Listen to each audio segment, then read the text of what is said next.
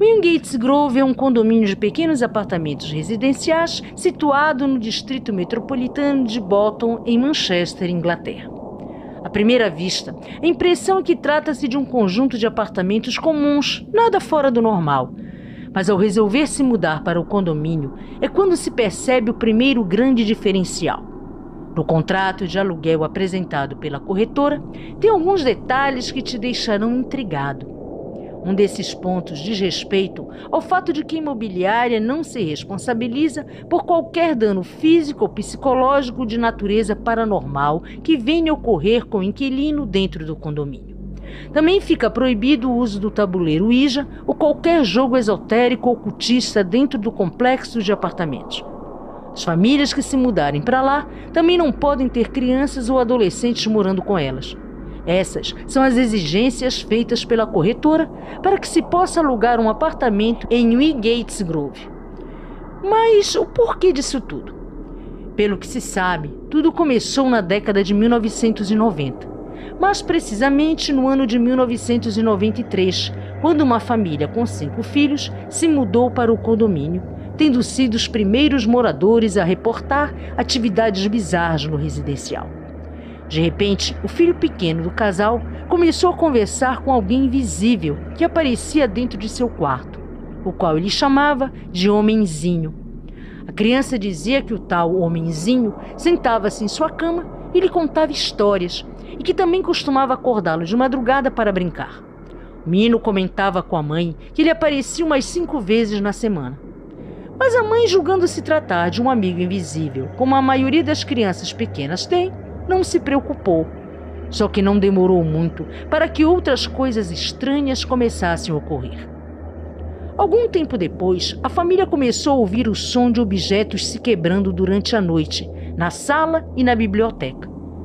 A princípio, eles acreditavam que estavam sonhando ou sofrendo algum tipo de alucinação, mas pela manhã os cacos de vidros estavam espalhados pelo chão.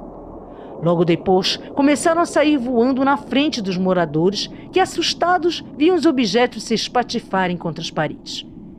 Quase ao mesmo tempo, uma substância oleosa de cor escura começou a escorrer pelas paredes.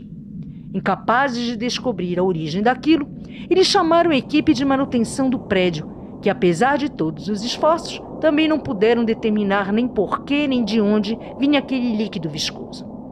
Semanas depois, os moradores de todo o condomínio começaram a ter visões de sombras negras e vultos que se esgueiravam pelos corredores.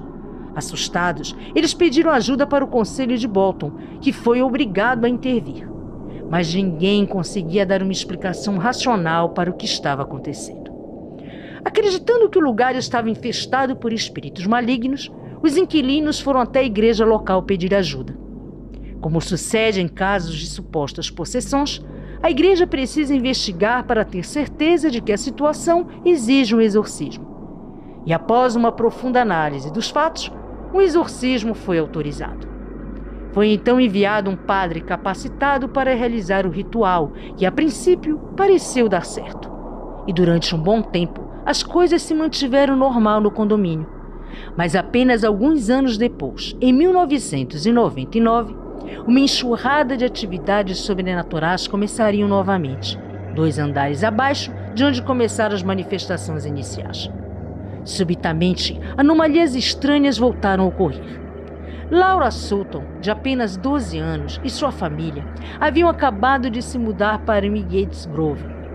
Assim que entrou no imóvel, se sentiu incômoda e disse para a mãe que não queria morar ali. Tinha a sensação de que alguém ou alguma coisa não os queria no apartamento. Mas com o tempo, esse incômodo foi desaparecendo e Laura começou a se adaptar à sua nova casa. Até quando coisas sem explicação passaram a ocorrer. Ela estava com seu irmão mais velho e um amigo quando o incidente aconteceu. Os irmãos decidiram pregar uma peça no amigo que estava dormindo na sala. De repente, seu irmão soltou um grito de gelar o sangue. Ele havia cortado o pé no vidro de um porta-retrato que estava na escada.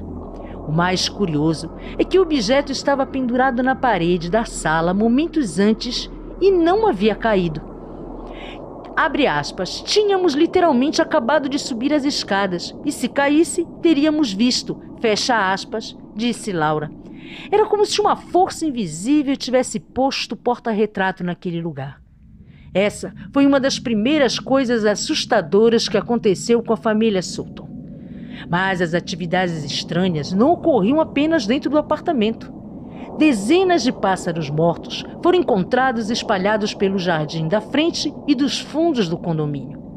Às vezes, um odor pútrido de enxofre, semelhante a ovo podre, empesteava todo o ar.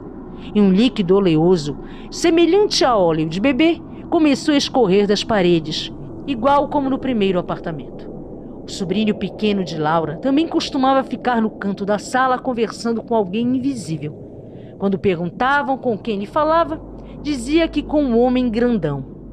Não demorou muito para que o teto de todo o imóvel fosse tomado por uma espécie de fungo escuro, e uma figura preta também foi vista vagando pelos cômodos do apartamento.